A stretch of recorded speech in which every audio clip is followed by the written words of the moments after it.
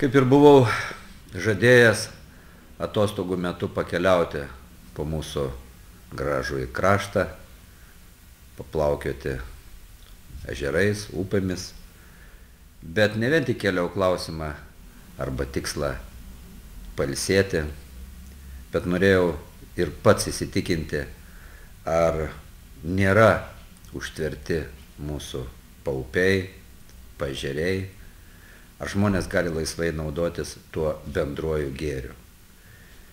Ir reikia pasakyti, grįžau nusivylęs, nors ne vieną ir ne dvi akcijas organizavome per šitą pusmetį ir studentų žygius į mūsų gamtą, tačiau vis dar pakrantės pilnos skelbimų, išlipti draudžiama, išlipimas mokamas, ne gadinkite arba gerbkite mūsų privatumą ir daug kitokių užrašų, kurie iš esmės suformuoja ištisus plotus, draudžiančius žmonėms pailsėti, draudžiančius prieiti, išsimaudyti, pasidžiaugti tuo gėriu, kurį sukūrė mums gamta, o gal ir aukščiausiasis. Todėl aš manau, kad šūkis laisvė pakrantėms, jis ne vien tik deklaratyvus.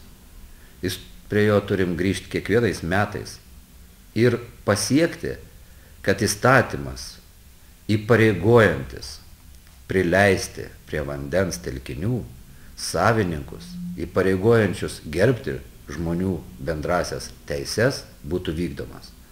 Ir šiandien mes pasitarimą su savo darbuotojais kalbėjom. Neužtenka vien tik tai nubausti arba perspėti, arba paskutinį nurodymą parašyti.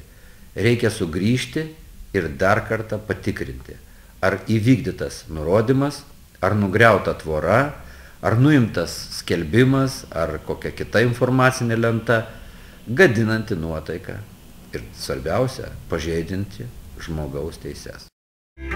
Naujoji sąjunga. Priverčiame valdžią dirbti.